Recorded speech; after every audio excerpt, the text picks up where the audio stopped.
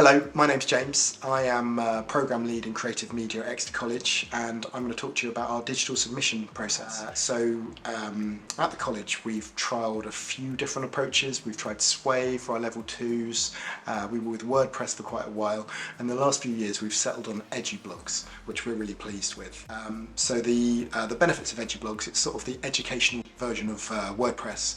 The benefits are that the teacher themselves set up a class and then put out an invite to the learners, and the learners will then add a blog to that class. So what that means is that the learners have sort of authorial control, and they've got the ability to set their blogs up the way they want to and add their work, but it means the teacher has oversight, so they can see it changing in real time, so you can keep an eye on the work, but it also means you've got the ability to either redact or unpublish work if there's any concerns about it. So it's a really useful way of collating and presenting the work. And then the real joy for me is that at the end of the year for digital submission, what we can do is we can literally just take a list of links which are all available as part of my teacher space and send that link to the moderator, and there's no permissions issues or anything problematic at all. It literally is copy a list and send it to the moderator, and they've got all of the work that they need. Hi, I'm Sal. I'm a student at Exeter College, and I've been using Edublogs for the whole first and second year of my film and TV production course. I found it a very, very easy way to collate information into one spot.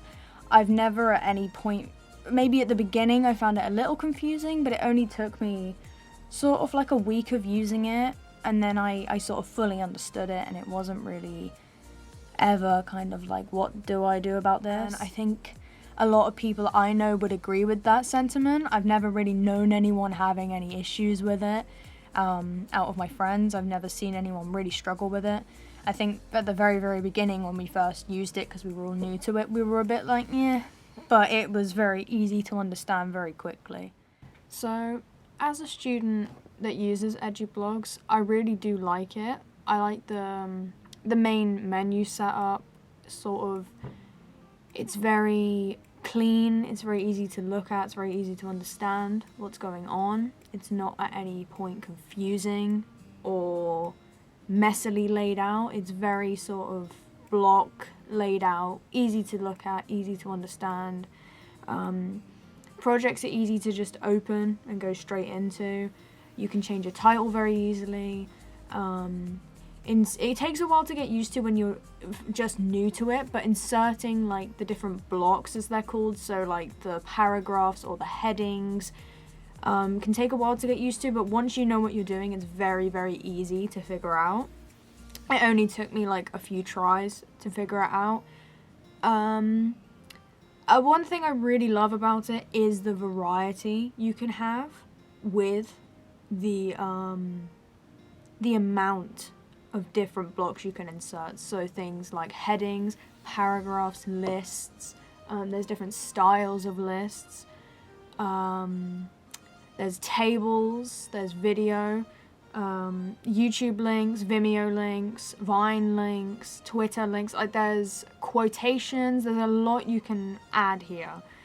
My only real problem, I think, is the video links, where if you have a video that is over, I think, about 12 to 30 seconds in length, it will not let you upload that as a video through Edublogs, so you will have to then upload that to YouTube and insert it as a YouTube link, which can be a bit tedious and annoying. However, I imagine this is the same for a lot of different softwares. I don't think this is an exclusive thing. But that's my biggest sort of like, with it. I think just overall I found it very useful to use. As someone that did graphic communication in secondary school, I found that the software we used for that, which was essentially just like PowerPoint slides, I found that to be very confusing, very messy, not a good way of doing things. Whereas this I found much more efficient. We also used a lot of paper stuff in high school for graphic communication as well, which just made it very confusing because you'd have some things on paper, some things digital, some things, and it just wasn't. This just gathers all the information into one area, makes it easy to access anytime, easy to edit, and it's just, I've really enjoyed using it, and I wish we'd have used it in my high school when I did graphics, because it would have made it it would have saved me a world of pain if we'd have done that. But yeah, I really enjoy using Edublogs. I've never really found it confusing, or I've never found it confusing to use as a student. I found it very, very easy and very easy to understand.